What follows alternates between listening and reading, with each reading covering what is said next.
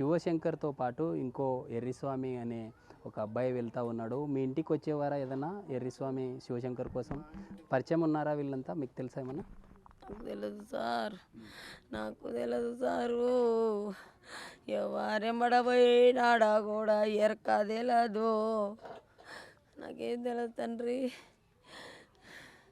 Bus డ్రైవర్దే లేకుండగా నా కొడుకు గుద్దిపోయి లేడా, గుద్దినోడు నిలబడకుండగా అట్లా కొట్టుకొని పోయి 20 మంది ప్రాణాలు తీసినాడు.